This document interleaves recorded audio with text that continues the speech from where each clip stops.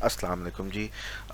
इस वीडियो में हम सीखेंगे कि किस तरीके से अब आप एक छोटी सी रिपोर्ट क्रिएट कर सकते हैं कि जी किस राइटर को सबसे ज़्यादा फेसबुक पे रीच मिलती है। ठीक है, तो आइए देखते हैं।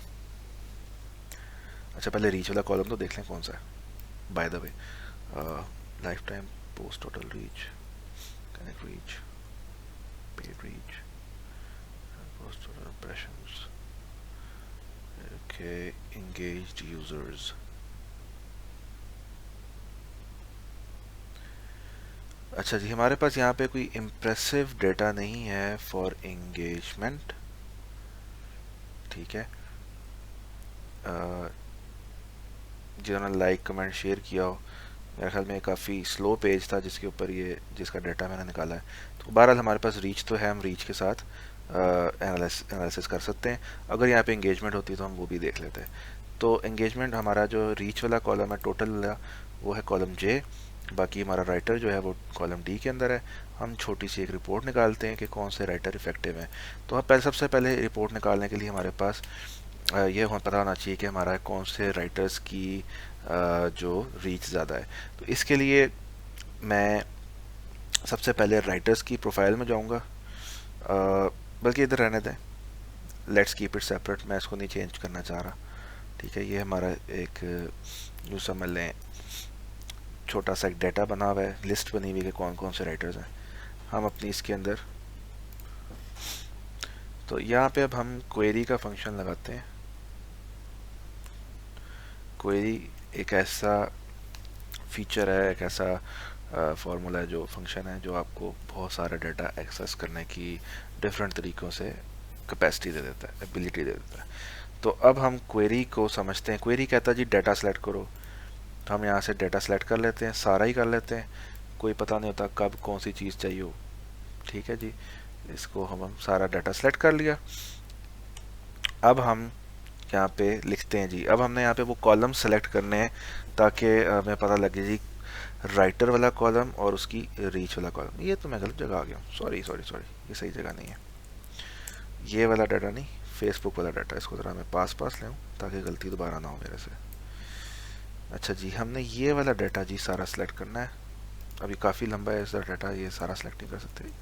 कॉलम जे तक कर लेते हैं जहाँ पे हमारी रीच पड़ी हुई है। डाटा सेलेक्ट हो गया, अब हमने कॉलम सेलेक्ट करना है। कॉलम जहाँ पे राइटर है वो कौन सा, कॉलम डी है, और जहाँ पे हमारी रीच है वो कॉलम जे है। सिंपल, हम देखते हैं हमारे पास क्या रिजल्ट आता है। ले जी, अब हमें पता लगा कि जी ये वाले राइटर्स की ये रीच है। ठीक है,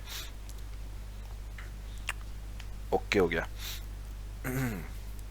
अब हमने क्या करना है कि अब ये बार बार अली लिखा हुआ आ रहा है, ये नहीं करना। अब हमने सब चीज़, अब इस सारे नामों को ग्रुप करना है।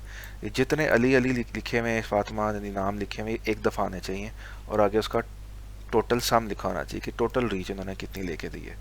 ठीक है, तो उसका तरीका ये है कि अब हम जे की जगह यहाँ सम लिख देंगे। भाई कॉलम जे को सम करो, ऐड करो, लेकिन किस बेस पे ग्रुप करना है? ग्रुप करना है नाम के ऊपर, ताकि नामों को ही जोड़ना है ना। तो ग्रुप बाय डी। अब देखो सारे ख़त्म हो गए, सारे ग्रुप हो गए। ठीक है जी, अब हमने इसको ज़रा अगर तरतीब देनी है तो हम कैसे देंगे?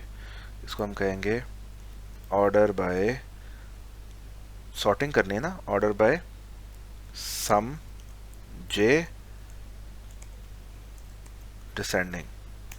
नहीं जी, सबसे बड़ा कॉलम, सबसे सबसे ज़्यादा, ओ मेरा अपना ही है, वाह जी वाह।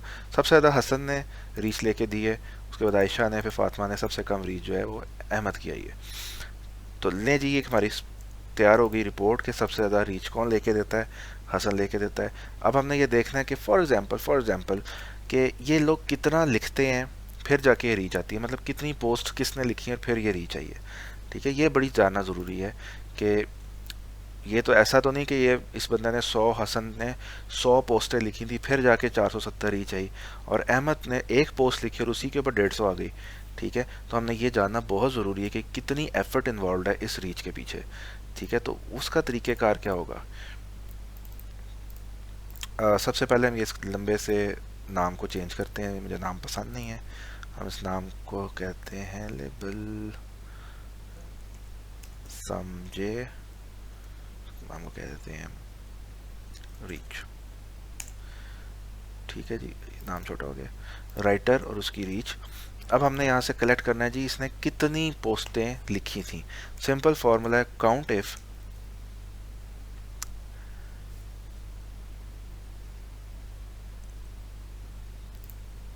इसका हम ज़रा पढ़ लें कि पहले इसको क्या चाहिए, रेंज चाहिए। हाँ, पहले रेंज चाहिए फिर क्राइटेरिया चाहिए।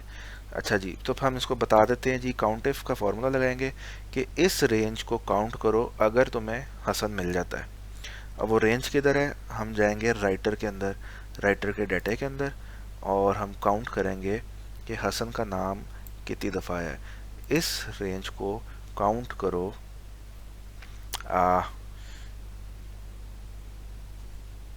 अगर हसन मिल जाता है। ठीक है, और इसको हम पेस्ट कर देते हैं इधर। तो पता लगता है जी हसन ने 21 पोस्टें लिखी थी और अहमद ने 12 पोस्टें लिखी थी। तकरीबन डबल पोस्ट हसन ने लिखी हैं, तब जाके उसको ये रिज़ल्ट आया है। ठीक है, तो ये एक अच्छी इंसाइट है जो हमें पता लगी है। ठीक है, इसकी कितनी एफर्ट है, लेकिन इसके अंदर एक छोटी सी कबाहत है। हमने टोटल डाटा के ऊपर ही हमने कर दिया। फिर इसके अंदर फेसबुक भी है और ब्लॉग वेबसाइट भी है। ठीक है, वेबसाइट का कंटेंट भी है। तो ये काम हमने नहीं करना। हम क्या करेंगे, अब फेसबुक वाला रिपोर्ट एक क्रिएट करते हैं जिसमें सिर्फ फेसबुक का ही डाटा हो। ठीक है,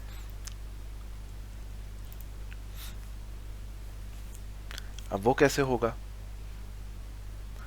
इसके काफ़ी सारे तरीके हैं। एक छोटा सा तरीका मैं आपको बता देता हूँ। हम एक नई रिपोर्ट छोटी सी क्रिएट करते हैं जिसके अंदर फेसबुक राइटर्स मौजूद हैं, कि जिन राइटर्स ने फेसबुक का लिखा क्वेरी लिखेंगे, और दोबारा इसके ऊपर आएंगे हम राइटर्स के डाटे के ऊपर, और यहाँ से हम निकालेंगे प्लेटफॉर्म। ठीक है जी, जिन्होंने फेसबुक के लिए लिखा वो राइटर्स कौन से थे। ठीक है जी, सेलेक्ट करेंगे हम कॉलम ई और column L, that is it. ठीक है जी, ये हमारे पास एक छोटी सी एक लिस्ट बन गई है। अब हम यहाँ से काउंट करेंगे, सॉरी, काउंट इफ के इसमें इस रेंज में हसन कहाँ है।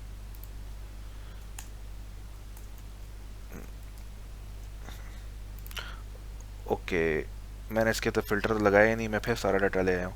तो क्वेरी के अंदर मुझे फ़िल्टर लगाना होगा कि where E is equal to Facebook. अब हमारे पास डाटा ज़रा फ़िल्टर होके आएगा कि जी, मैंने इसको बताया कि एस वो तमाम कॉलम ई तमाम डाटा ले आओ जहाँ जहाँ कॉलम ई के अंदर फेसबुक लिखा हुआ है। तो सिर्फ फेसबुक आ रहा है, अब इसके अंदर वेबसाइट नहीं आ रही। अब हमारा डाटा ज़रा डिफरेंट हो जाएगा। ये देखें जी, 20 हो गए हैं, कम हो गए। ठीक है जी, तो ये ले जी, अब हमने फेसबुक की जो ऊपर हमारे राइटर्स ने मेहनत की और उसकी रीच जो है वो हमारे सामने है। ठीक है, हम इसके अंदर अब परसेंटेज निकाल सकते हैं कि किसकी एफर्ट कितनी बड़ी परसेंटेज रिजल्ट लेके आई है। ठीक है, वो भी एक पॉसिबिलिटी है। यहाँ पे हमारा रिपोर्ट का सेक्शन फिनिश होता है। इसके अंदर हम मज़ीद कॉम्प्लेक्सिटीज़ कभी भी ला सकते हैं और हमारा एनालिसिस कंप्लीट होता है। ठीक है, अब हमने एक और डिपार्टमेंट भी ऐड कर सकते हैं, डिज़ाइनिंग का। डिफरेंट डिपार्टमेंट्स, अब आपको पता है कि किस तरीके से चीज़ों को कनेक्ट करते हैं, कैसे कनेक्ट नहीं करते, लेकिन हम एक डिपार्टमेंट डिज़ाइन का ऐड करके देखेंगे कि उससे क्या रिज़ल्ट निकलता है।